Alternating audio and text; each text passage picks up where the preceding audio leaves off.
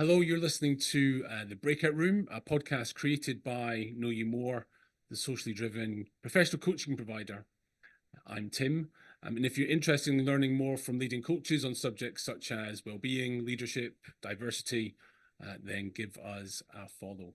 I'm joined today by Iacob Bacian, and really look forward to our conversation.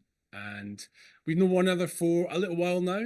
I follow her keenly on Instagram, and we'll be diving into some of those coaching notes that she shares so wonderfully there.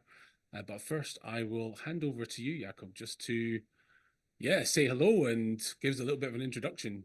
Sure, Tim. Thank you so much for your invitation to have this conversation.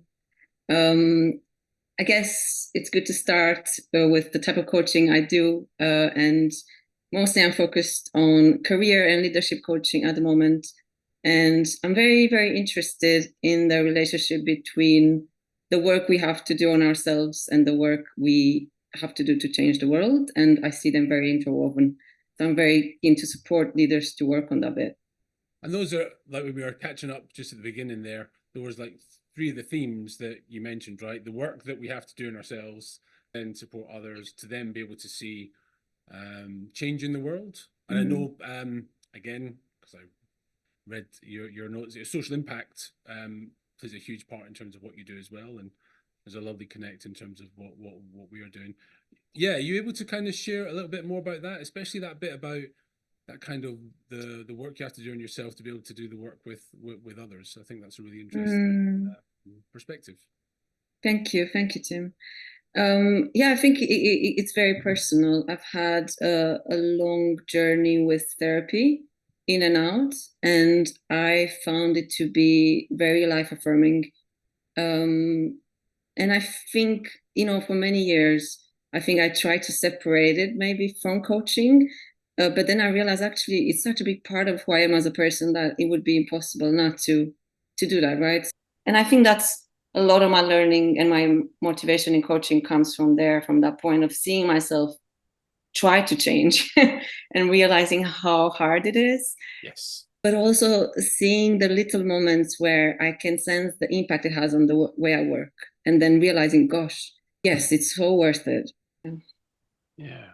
And was it through that work in terms of like order of appearance? Was it through that experience through therapy that potentially had a motivation or inspiration to support others in a similar way and the I guess the coaching career path, I guess? Yes, I think there's definitely a clear link there. And the link before then would be I used to work as a user researcher and service designer in Scotland Okay. for a studio called Snook. And Oh, they're Snook, still yes. there. You know them good. Yes. And I remember being in this user in research interview and realizing and having this felt experience of, wow, actually, I really just want to talk to you and kind of tend to the well-being of the person rather than the gathering data. And I was like, Yes. oh, maybe this is not the right job for me. I think that's where the spark started, that I needed to change careers. But it took me another 5 years to know which way, and then another 5 years to be a coach. Is that right? So overall, so 10 years in total. So, Yeah. and so can you actually pinpoint that as a moment? Yeah. And that's quite for someone who's thinking about career change just now, like to think about that process over 5 years of deciding what that could look like for you personally, I guess. How did you identify it within that? How did you get to coaching? You obviously got this Mm. sense of being in service from facilitating this group and wanting to serve, but what was the journey to then going, oh, actually, it's coaching? Yes. I think that's where therapy comes in. Because I think after that moment in the interview, I maybe it was, I think 2013 to 22 years maybe, then I started therapy. And I think it was in therapy that I realized, whoa, I think I need to do one-to-one work, or I want to impact somebody in the way this therapist has impacted my life. Um, and then I realized, wow, it's a very long journey to be training as a therapist. And then I was like, oh gosh, I really have to make sure that I want this thing. And I started to interview people and like ask in therapists, what's your job like? And many people are like, I wish I had never trained. So it really gave me a sense of the gravity of it, and that you're signing up for quite something. And also you sign up for a financial, investment, a huge Mm. one. And those reasons kind of made me think, okay, where can I start this in a more light, what's the lightest step I can take towards this pathway? So coaching came up in my network anyway, in my work as a designer. So it made sense. It just made sense. Okay, I'll just start with coaching and see where it takes me. Yeah, fantastic. Yeah. And that's quite common, I would say, in Hmm. my experience with coaching or people getting therapy is that sense of like experiencing it yourself. And then once you've experienced it, then you want to do that and be in service of others. Yeah. And yeah, like you say, it's a huge personal investment of time and commitment to obviously get the right accreditations and qualifications, right? And then there's the financial aspect that comes with that as well. So it's no small shift Yeah. from going, oh, I'm going to decide to be a coach and all of a sudden kick off a YouTube channel, right? It's quite a journey to get to that point. Yeah. Yeah. And I think I think for me, I only realized it as I went through it, what I signed up for. Yes. And do you know Mark Manson or Oh, something? Manson, yes, the Yeah, author. he writes a lot about the shit sandwich when you sign up for anything in life. And I think for me, it took me a long time. I was so focused on, wow, being a coach is amazing. But then it's only in the recent years where I've started to realize, the pros and cons, and that each job will come with them. And coaching can be positioned that way. It can be very much positioned as this lifestyle choice, portfolio career, sit on the beach, on the laptop, helping people. Oh, amazing. The money's rolling into your bank account. Oh, Oh easy yeah. peasy, easy peasy. But of course, that you can be a great coach, but you also, I guess from my experience, you also have to be very good at uh, the business side of things as well, in terms of, you know, being a good business person to be able to locate and attract the people that you want that you started out wanting to look after, right? Yeah. And that side of things. So yes, it's not as easy as they make it. It's not as pretty as it is on the brochure sometimes. Yes. Agreed. And Agreed. so you're 5 years into. Did you say 5 years into your coaching now? I'm just starting my fifth year. Yeah. Brilliant. And as you look back now to that Yeah. decision, how do you see it? What are the learnings from it? Do you think? Wow. Oh my God. I wouldn't know where to start, but I guess I'm getting a feeling, and the feeling is gratitude, and I can't say fulfillment. It's definitely fulfillment. But yeah, I'm very grateful that I was able to. My sister paid for my first coaching course, and I think that set the tone for what it meant to achieve this thing. And it took me a while, and I mean, it still takes me a while to remember that I haven't done this alone. It's been such a village behind me to get here. Yeah, That's a lovely sentiment. yeah, very touching actually. Yeah. Yeah. So that's what I get when you ask me that question. But there's plenty of learning. It might come through in our conversation. Thank you for sharing. And yeah, having sort of touched on that then, and that move into coaching. Um, as I say, I've been following you on Instagram for a while, and some of the lovely content that you put up there, uh, and out of nowhere, this post came up, and it talked about these coaching notes that you started to hold, these reflections of, and again, the three elements that I think that you said are combined within that, right? The work on yourself, the work with another to then support, impact, and you can see that through your own reflections, through quotes, poetry Yeah. is a thread within those as well, and they've been really sort of insightful to read through. So I was curious as to, yeah, how did that start, and how were those was it always purposeful for those three elements to form part of those notes, or is that something that sort of happened more over time as you've written them, I guess? Yeah. Thank you, Tim. Thank you for reading, and thank you for sharing that feedback, because for me, it's very easy to forget. Uh, and especially when you're just sending out things online, it's very hard to get a sense of are people reading this? So it's really encouraging to hear that. Thank you. In terms of your questions, it's funny because I had to think about this. I think it started last year in May, so it's almost 9 months that I've started. I've written them regularly, like almost weekly, not quite.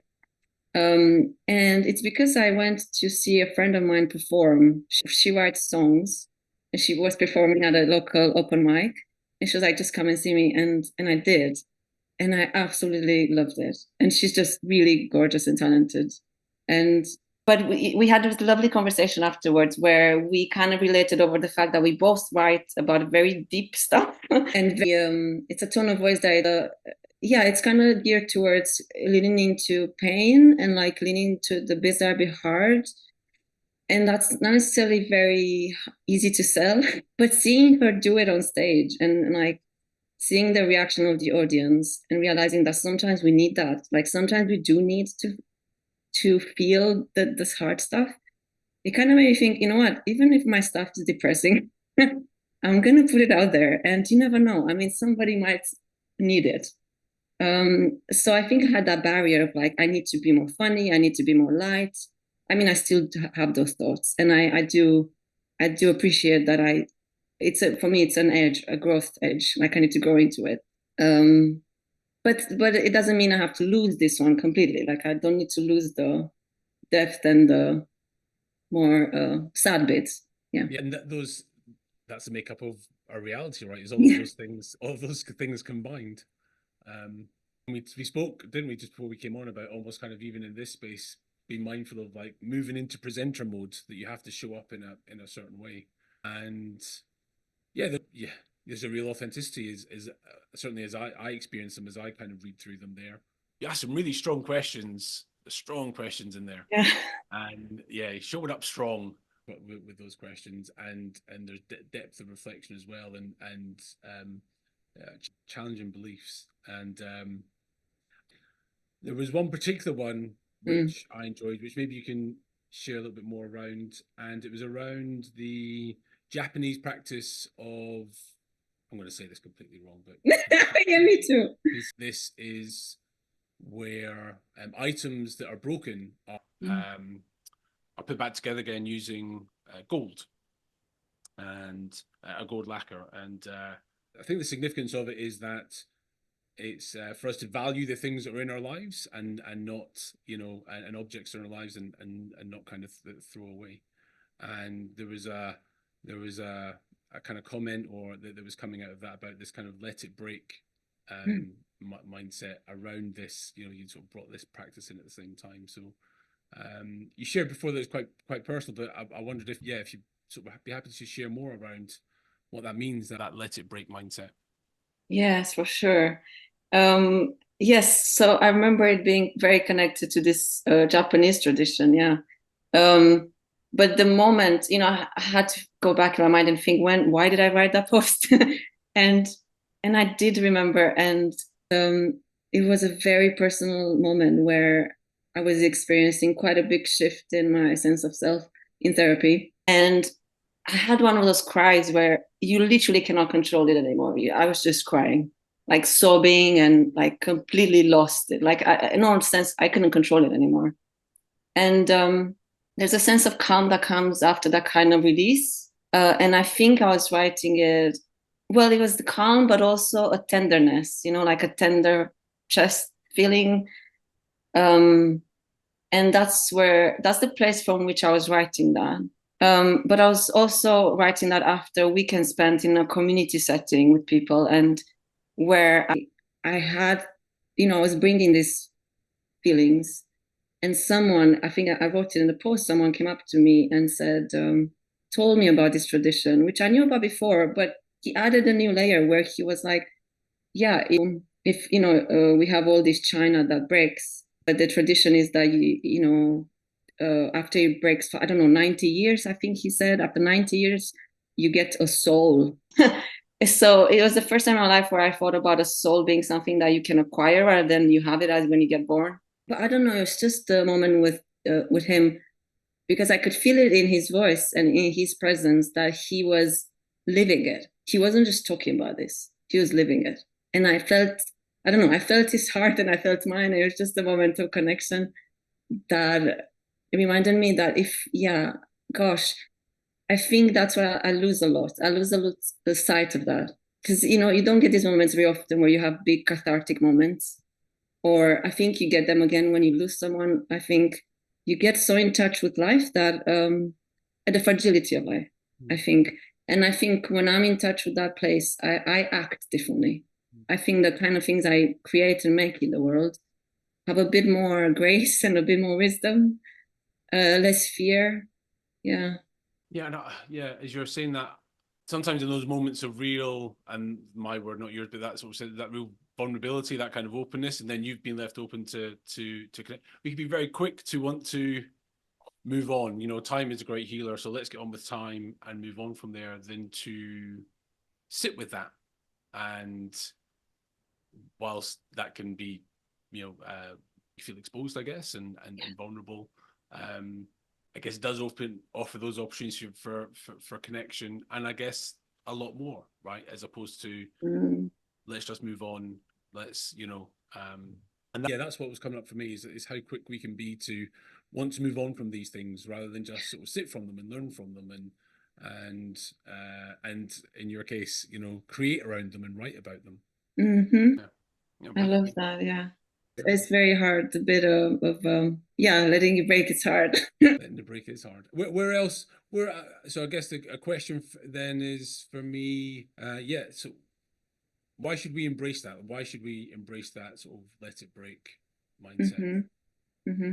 So I guess if because we're talking about the social impact stuff, I think that's where, because the way I look at the newsletter I write, and you asked me this question, I didn't answer, how it came to be what it is. I think it's very gradual, but from the beginning for me, it was about this interplay between my personal self and how I am in the world and the way I coach, but also the kind of change I can make happen as a leader, let's say. And that's the exploration in these notes. So why I think it matters, it's a bit hard.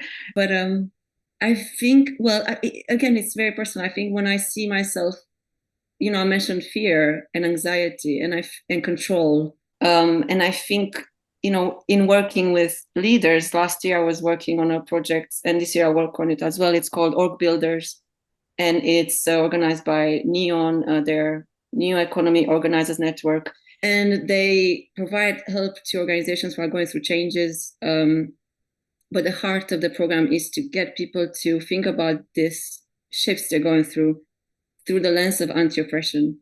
And that's such a big word. And especially nowadays, I mean, that's the work of our generation in a way, or of this times, really.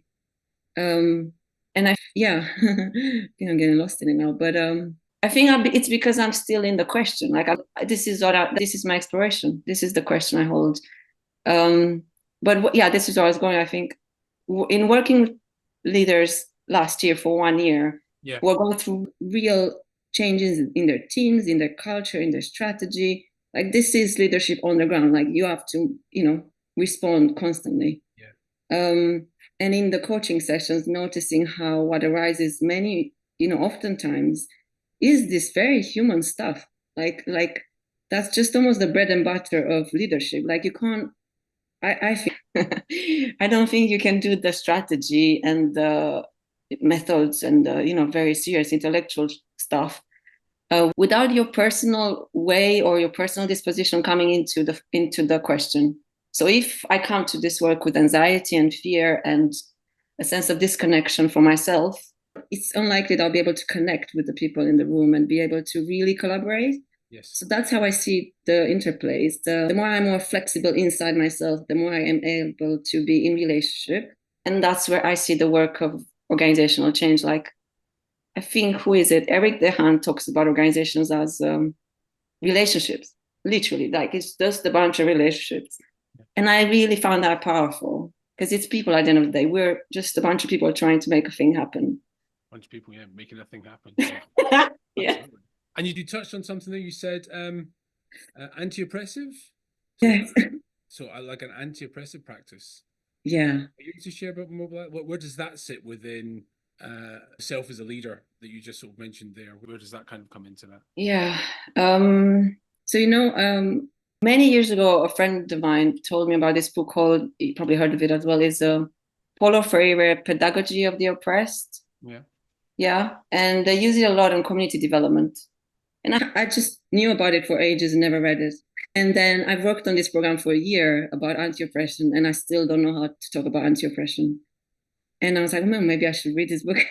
And I read the first chapter just the other day, and it was gorgeous. A lot. It's almost like that thing where you read something when you can take it in. Like the timing is right. Like this is the time when I could take it in, partly at least. Yeah, there's a readiness there sometimes, isn't there? I know, There's a yeah, readiness to be able to be open enough to bring in that kind of learning. Yeah. exactly. And maybe we can go on to that next because that's the readiness is so important and tricky. But yeah, there's this line where he says that when somebody is oppressed, it takes away their agency and responsibility, their sense of agency and responsibility. So essentially, they become a victim, and then the challenge of someone who is oppressed is almost a lifelong, not necessarily lifelong, but it's a very long journey to disentangle from the victimhood and not let it define who you are. And I found that very powerful because you can apply that to all of the things we're looking at, racism, transphobia, disability justice, neurodiversity, like all of these things. We need, there's that danger of seeing it as a one dynamic between oppressor and oppressed. But I guess for me, the work is in both people need to do work. It's again, it's collaboration. Like, so that's how I think about it now in terms of the word. But I'm definitely this is my year of going more deeply into what does it mean to me? Yes. Yeah. And coming back to again the philosophy that you said at the start, right? What does this mean to me? How does this show up in my work? How does this in support sort of change going forward? Yeah. Yeah. Yeah. No. I'm interested how that then shows up in leadership development in the work that you're then doing with leaders. Yeah. And is that in it, I guess I might be repeating myself, but is that in showing up with leaders, is that about them exploring this within themselves, this sense of kind of this kind of anti-oppressive practice alongside how they show up with others as leaders with their teams and their people, or as leaders of an organization? Yeah. I'm assuming there's a marriage between the two there. Yeah. I think what I'm hearing, what you're saying is like there's so many layers Mm. that you're trying to look at. And I guess the way I'm talking about it now is very contextual in this program. The way the program runs is that we offer a training in the beginning, a kickoff weekend where there's a bit of a training around what anti-oppression means and what we mean by it. And so we look at white supremacy, at thinking and those behaviors and ways of being in the world. Yeah. So there's a workshop on that. And then there's a workshop on collective care. So that sense of like, again, relationality, bringing relationships as the priority of the work. Yeah. And then the work goes into one-to-one sessions, coaching. And what comes up in there, at least in my short experience in 1 year, has been it's both personal. What comes up is the own pattern of relating to the work and to the people in the team. And then there is the relationship, they have with the work that needs to happen, which is this thing of like, how do you do the work of anti-racism constantly? How do you do all of that constantly? And I think that coaching space provides that space. Yeah. Because it's very hard to go there on your own. Oh my God. Yeah, on your own. Yeah, having that partner with you, that trusted other with you, huge, right? In identifying, making sense of, taking action on. Yeah, such a huge subject. Yeah. No, brilliant. Thank you for sharing. Yeah. Iacob, it's wonderful sort of learning about you and hearing all this beyond reading the kind of notes themselves. So thank you for the depths of the explanation that's gone into all of that, and great to kind of learn more about you. I've got some questions that have come in that I wanted to ask you, and you've touched on a couple of the areas actually, specifically around things like diversity and neurodiversity, and those kind of spaces. So I'll pop them to you, and to get your thoughts. Yeah. So let's talk about diversity first of all. So how can businesses show up for today's diverse workplace? More question? Questions, the easy ones, the little questions. Oh dear. I did have a think about it beforehand. So I think what comes up for me a lot is trust. Like working, a place where you feel trust, I think you're more likely to be ready or willing to have these conversations that are really tough. And actually, maybe I give you an example. When I started working at Neon, I had such a powerful experience of belonging and trust in me from my workplace, my employer, that set the tone for the rest of the year. And it was so simple. We had the kickoff weekend and I had to do a presentation bit about coaching. And I was like, oh my God, I'm terrified. I'm a new person, 18 people listening to me, very scared. And she just said, you know what, I can do this. I could just be at the front with you, just as another body. I don't have to say anything. And I was like, yes. And then she did that thing. And I just felt so amazing and so held. But she didn't take the task for me, right? She just said, actually, I believe in you. I know you can do this, but I'm also here to support you. So I'm going to do whatever you need. So there's this sense of being trusted with the task. And then there's a sense of, but having support because it's still a bit hard. So that for me is like a tiny example of how you can create that trust in a workplace and how it can come from the top and actually how powerful it is when it comes from the top. Whether good or, whether less good or, well, good or bad, let's say for now, it's not a black and white, but I think that's almost the starting point, like creating a sense of, to know that, my manager trusts me, that's huge already. And then that creates the culture of trust between us, the colleagues. And then we can get to the questions of, I heard this one. This is something comes up from a book I read. Is an Irish poet called Padraig O'Tuama. He records the podcast on about Poetry Unbound. And he wrote this in his book. And it was about some group work he was doing. He works a lot in conflict mediation. And he said there were two men talking about something difficult, a conflict between them. And one of them asked the question, I want to know how I hurt you. And oh my God, that hit me so hard because I was like, it takes so much courage. First of all, to say to yourself, oh, I think I'm hurting somebody. And then to go to them and say, how am I hurting you? And how can I change? Oh my God, it gives me goosebumps. But I think that's the work that we need to do now. And I think we need to trust first. We need to feel like we belong somewhere to be able to go that deep, because it does hurt, and that's the danger and the risk of the work. Yeah, speaking to another coach, Mandy, and we were talking about a similar subject, and she touched upon the fact that we maybe don't have the skills sometimes to have those difficult conversations that need to be had. And you brought up there the courage as well. And as you mentioned that, you then look at what underpins that to have that conversation. To be able to open up, to step into that space, to have that conversation is trust, and to feel trusted and to feel supported. Then you have the environment to have better conversations. Yes, and I love that you added skills because that's almost like the next bit is like, yeah, that there's a way to do this. There's many ways to do this, but it's almost like now we're just trying to find the language or trying to find the tools. How do we do this? Yeah.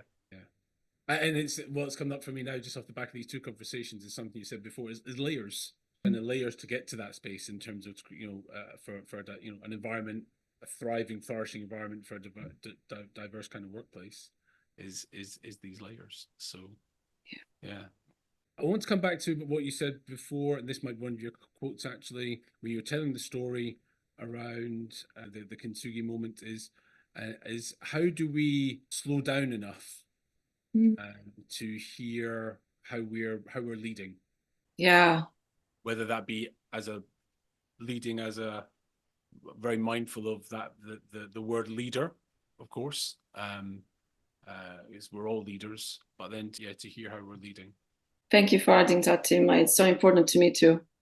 So many of us are leading as long as we're trying to make the world better. What was the question? The bit about slowing down. Yeah, Okay. I think that, yeah. How do we slow down enough to hear how we're leading? Yeah, yeah. Yeah, I'm like the wrong person to talk about this. It's like a question to myself. But I suppose when you apply it to workplaces and organizations, and what I saw last year on Org Builders, the challenge is real. Like budgets are real things, and the time we have has to fit in the budget. And then it's very hard not to play from that place and not to show up from that place of restriction and yeah, you literally have a limitation imposed on what you can do with the time you have and the people you have. So I think that's the question for me: is how do we work with that restriction, but still make sure that we take time to reflect? I think that's what scares me the most. Trying to make change in the world without reflection, it's very scary for me. I don't know, because, and that's where I think the personal work comes back in, because I think sometimes what I see in myself is I can I can mistake wanting to impact the world for a work that I need to do myself. So do you know what I mean? So it gets very messy. And then I'm just projecting myself onto the world. You know what I mean? And then what are we doing? Are we actually changing the world or trying to sort out our psyche? Yeah, messy. So if I don't take, I see it myself, when I don't take time, I'm more likely to act and be in relationship to my colleagues from that place. And that's fine, I guess, because that's how I learned. And it's impossible not to make mistakes. And I guess that's a hard one for me. I find it very hard that in order to make these changes in myself and the world, I will have to be vulnerable, and I have to let people see my, can I swear, see the difficult part of me or the things of me that I don't like, that are not ideal in my behavior. Yeah. So there's something about reflection, space, time, do the work. I kind of come back to what you said about the other piece about the anti-oppressive piece and the challenging of doing that by yourself. So in what you're describing there, I guess, being able to do that with other people, have those conversations to do that reflection. Yeah. Yeah, like making time in your team, or because that's literally, it doesn't have to be a lot. It's funny, sometimes we think these things take forever, but literally it don't. And Kim's quote, radical candor. Yes. That's the other thing that comes out, like micro feedback, like ongoing to each other, is so much better than getting to super big conflict. And that can be a practice, tiny 5-minute practice. And that kind of brings me on to the next question, which is around modeling, actually. So you're talking about reflection practice to hear how we're leading, and I guess also kind of see how we're leading as well, because you're within that reflection, it's having awareness of how we're modeling as leaders. And how important is it for leaders to be aware of modeling in that respect? On a scale of 1 to 100, 100. It's just so. I mean, I go back to that tiny example of my boss just offering me that was so small. And I think I'm gonna use her example because she really impacted me last year.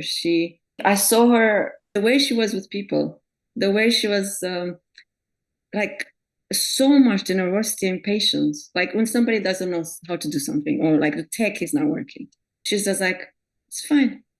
I mean, can I help you? What can I do to help you make the tech work? So she's always in it. She's involved. She's never on the side, like waiting for the tech to happen. And I think it was both the fact that she was ready to get her hands dirty, but also that her generosity was endless. So for her, the relationship is first. Yeah. The person is first.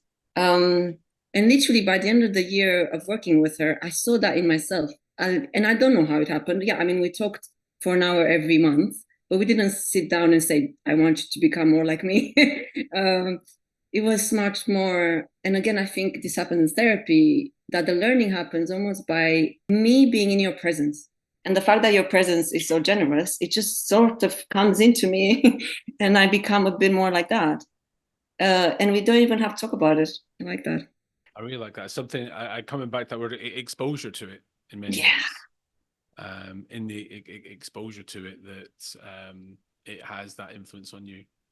And I really like the sense of, as you're describing, of someone being beside you. Yes. Yeah. As in that sense of support, in that sense of presence, in that sense of relationship first, is that person happy to get their hands dirty. Yeah. That person is beside you. Yeah. They're there for you in many ways. So there's something about being there for someone versus there to be someone. I'm not sure what's in that. I'm not sure what's in that, but there's, you think of yourself as having a leader.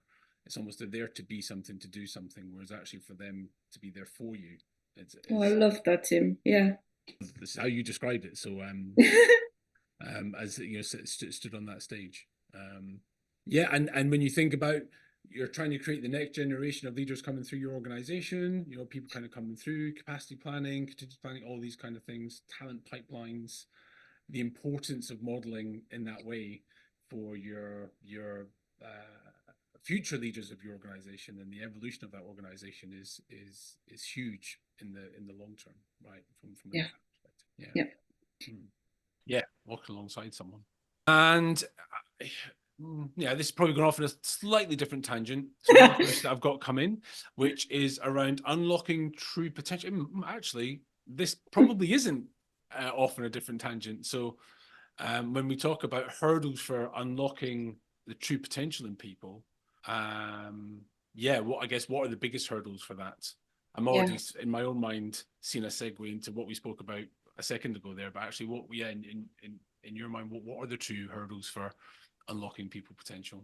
Yeah, I think we can easily go back. It was very much in the same place where, for me, it is definitely having somebody who is rooting for you, like she was for me. And I mean, you see that, with parenting, right? Like, that the way your parent shows up for you is huge for the way you will show up for yourself in the future.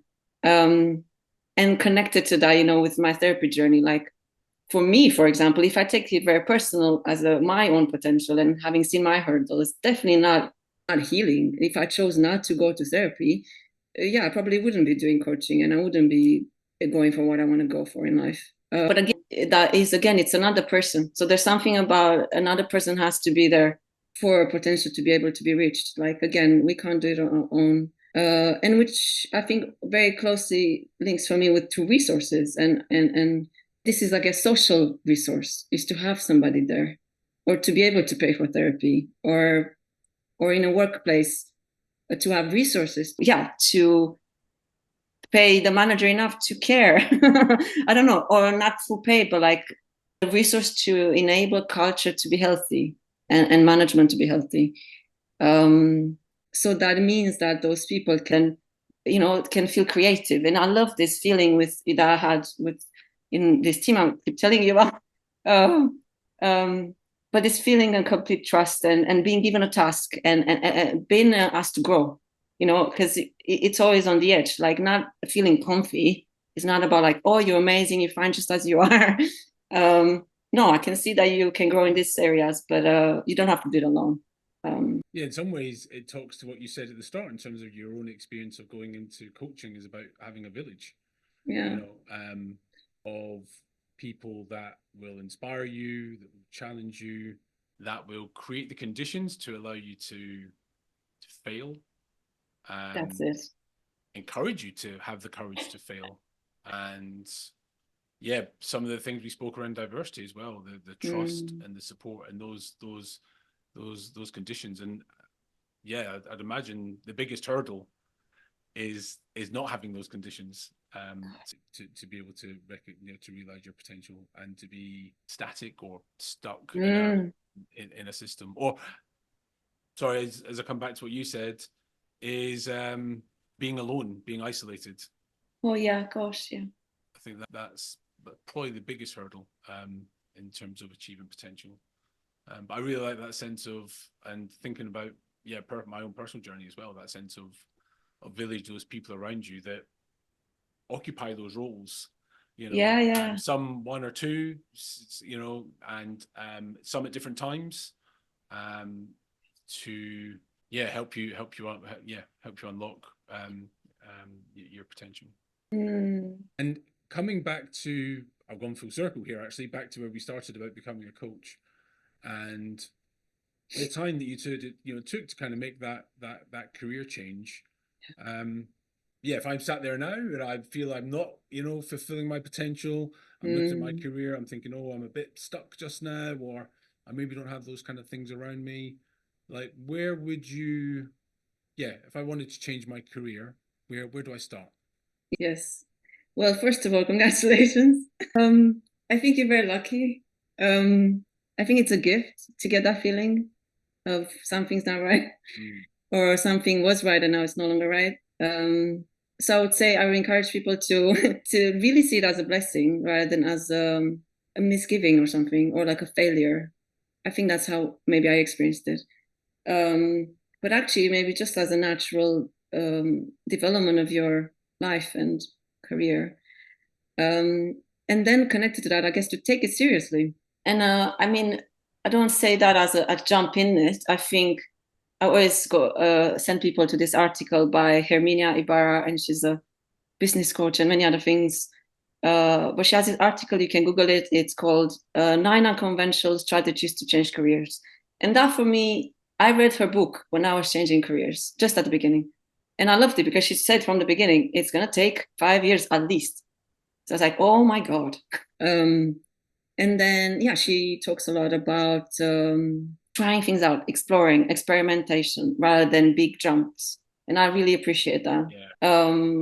And other than that, I would say, again, goes back to what we've been talking about, like people, like don't burn bridges with the past. Like the network you have now is such a huge asset. Like use that to jump into the next thing. I guess when you get that feeling, I think that the immediate feeling is fear, and like it feels like big. How am I going to change an entire career?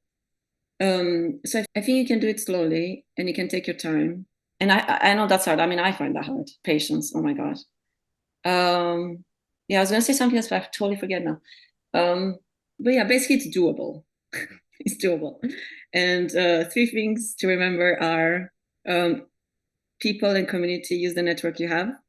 Take small steps. Experiment. And believe in that gut feeling. Like, I mean, trust it. Trust that you're going in the right direction. Yeah, brilliant. And checking back in on myself actually for that moment for me when I was like 35 and I was on an EasyJet flight back from London and I was like, I've got to change. And it was love it in the sky. I was in the air and literally the switch flicked, and I can probably talk to a lot of the things that you've mentioned there about reaching out to network, having conversations, testing things out, failing. I remember going for this interview to start coaching startups, it all went horribly. I did very well, but the whole thing went kind of horribly wrong in terms of the assessment day and failing, and and just recognize that each of those things are they're steps forward in that direction. But there is that thing, like you say, that's precious, that moment when you know, and something about using the energy of that to get started. Actually, whatever one of those things is get started, because I think that fuels it somehow. I think that fuels all those things that you kind of mentioned as well. Momentum is massive, right? So, but with patience and no rush. Yeah, sure. Iacob, thank you so much for that conversation. What a wonderful way to spend sort of Tuesday afternoon. And I've already shared, I guess, that where I kind of follow you on Instagram.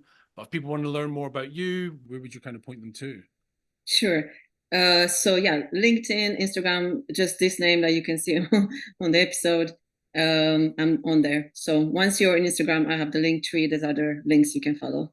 Perfect. And a good place to get in contact with you as well. Send a message through there, or is there an email address? Yeah. Okay. Happy to get direct message on Insta or LinkedIn. Yeah. Fantastic.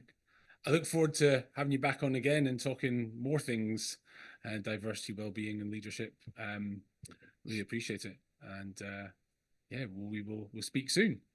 Thank you so much, Tim. Just want to say thank you for your generous questions. Thank you for being here.